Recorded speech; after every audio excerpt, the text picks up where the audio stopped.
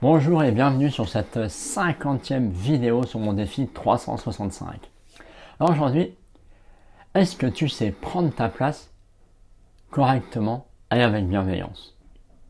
Alors découvrons dans cette vidéo justement, c'est quoi exactement prendre sa place et surtout, quoi faire pour la prendre avec bienveillance. Surtout quand on est timide au départ.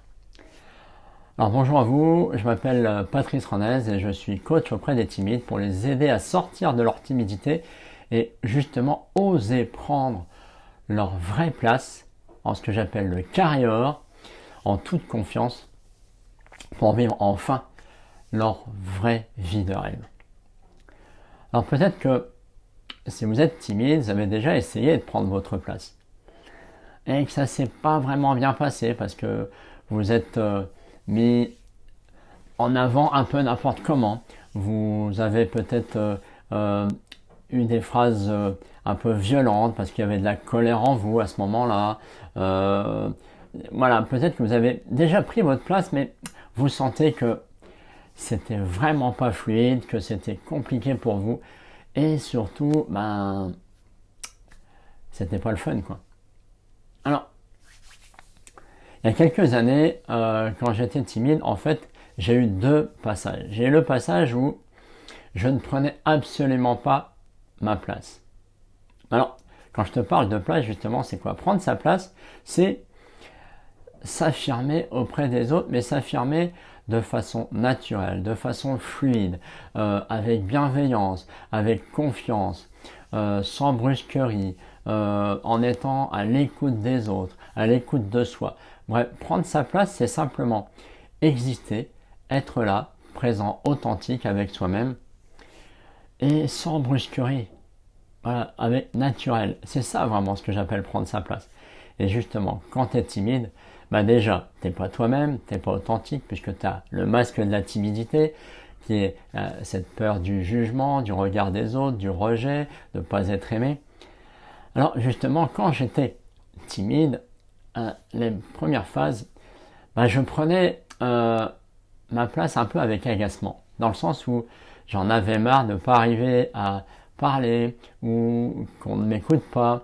Et donc, je parlais de façon un peu hautaine, un peu violente dans la façon d'interagir, la façon de donner des ordres un peu aussi, de dire c'est comme ça et puis c'est tout, dans la façon de parler. Et donc, ça se passait pas vraiment bien avec les autres, vous comprenez, dans le sens où les autres ne comprenaient pas ma façon d'interagir, me prenaient pour quelqu'un qui se la pète, comme on dit. Donc ça se passait pas vraiment bien. Ça amplifiait ma différence avec les autres. Le deuxième passage que j'ai eu, c'était, quand on est timide, on a un masque. Et on a envie d'être écouté. On a envie de s'exprimer correctement, d'être là avec les autres. Et des fois, il y a des gênes.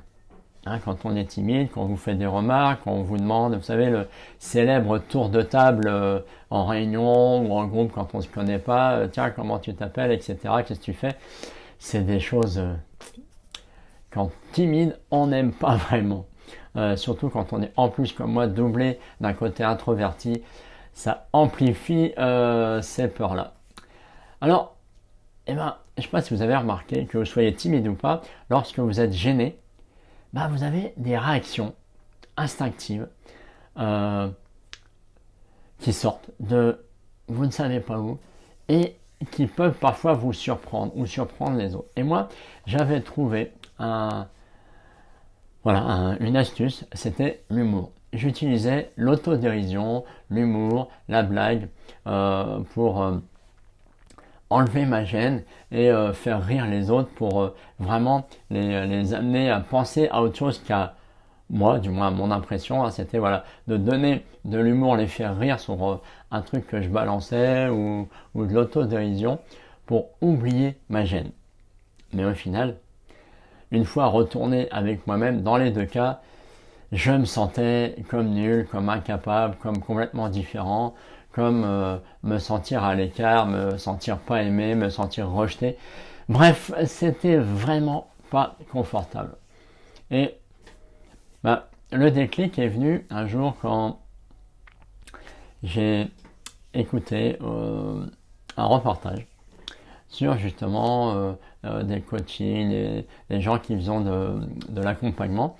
Et j'ai retenu cette clé que je voudrais vraiment vous transmettre aujourd'hui, qui est une clé très simple dans l'idée, compliquée à faire, et vous allez comprendre pourquoi. Et cette clé, déjà, as-tu eu l'impression des fois que dans un groupe, dans une réunion, tu avais des personnes qui ne parlaient pas beaucoup, mais qui avaient une sorte d'aura, de charisme, de stature, enfin tu prends le mot qui te convient, et pourtant elle n'ouvrait pas la bouche. Et toi, tu es là à côté, et tu te sens tout petit, le petit oisillon qui a du mal à s'envoler, et là c'est toi. Et en fait, il s'agit de ce que je dirais la posture d'écoute.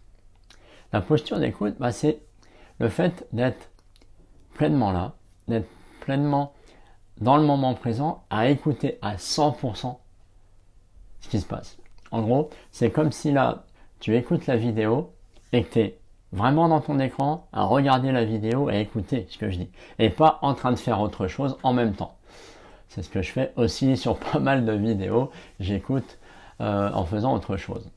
Mais ça, c'est à travers les vidéos. Mais quand tu es en groupe, en réunion, avec des collègues, avec des amis, et que subitement, tu te mets à écouter l'autre en regardant dans les yeux, comme je fais là, tu vas t'apercevoir que, bon déjà, c'est vrai que c'est pas évident, d'accord? Surtout pour un introverti, regarder les gens dans les yeux. Bon, t'es pas obligé de le faire pendant toute la conversation, mais il y a des astuces pour regarder dans les yeux sans regarder dans les yeux forcément. Je te la donne, c'est regarder ici, là, au milieu du front ou entre les deux yeux, au troisième œil. Et ça te permet d'avoir une stature d'écoute, de bienveillance avec la personne qui te parle. Et déjà, rien que ça va te permettre quoi? En tant que timide ou introverti, ou les deux, on est beaucoup dans la tête. On va dire, tiens, il vient de me dire ça, ça me fait penser à ça, je voudrais dire ça. Ah oui, mais je peux pas. Si je le dis, il va se moquer de moi. Qu'est-ce qu'il va dire? Ils vont rigoler, je vais me sentir rejeté, pas aimé. Bref, je dis rien. Oui, mais alors, tiens, là, qu'est-ce que je peux dire? Et donc, quand tu es dans cet état d'esprit-là, ce fonctionnement-là, tu n'es absolument pas à l'écoute. Tu n'es absolument pas dans le moment présent. Et l'autre le sent. Des fois, peut-être tu t'es entendu dire, hey, tu m'écoutes quand je te parle? Et c'est exactement ça. Alors que si tu es là, présent, tu laisses tomber ton hamster, ton magasin, ton animalerie, la carte dans le cerveau qui n'arrête pas de te parler, te faire des films, tu la laisses filer. Et tu es concentré à regarder la personne, à écouter chaque mot, chaque phrase qu'il dit, chaque intonation, chaque émotion, la gestuelle. Sans l'analyser, mais juste regarder, observer. Et ça va te permettre quoi? Quand tu es focalisé sur l'autre, mais du bon côté, tu vas t'apercevoir qu'en écoutant ce qu'il dit, ça va alimenter et te permettre éventuellement de poser une question. Tu sais, ça m'est arrivé plusieurs fois la situation que je vais te décrire, qui est dans le célèbre bouquin Comment se faire des amis de Dale Carnegie.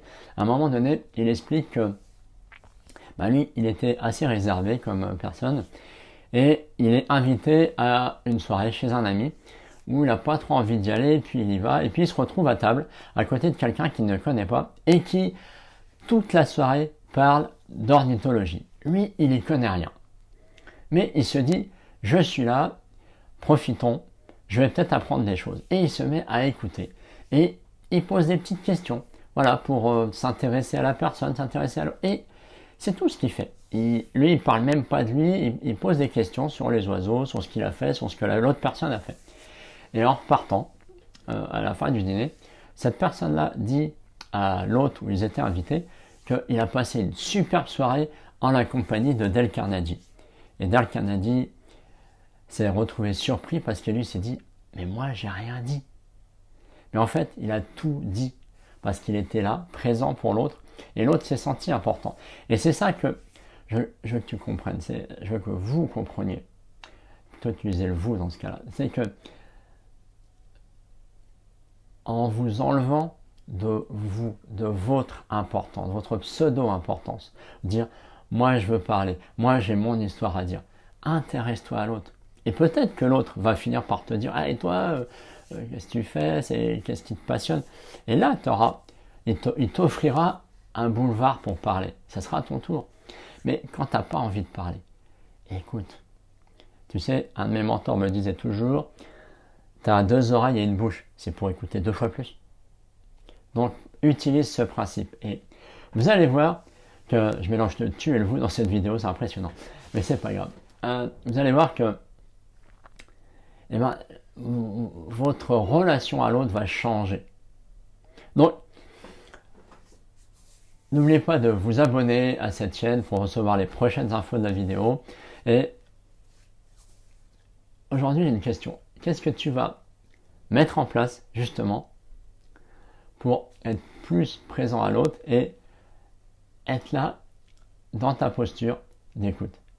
Qu'est-ce que tu vas faire aujourd'hui? Et vraiment, si tu as découvert des choses, viens me le partager. Venez me le partager en vidéo en commentaire de cette vidéo. Et je vous partage aussi un lien vers mon e-book sur le pouvoir des émotions qui va vous donner d'autres informations par rapport à ça, par rapport aux émotions que vous pouvez vivre dans la relation à l'autre. Surtout, je vous laisse, je vous dis bonne journée et à demain pour la prochaine vidéo.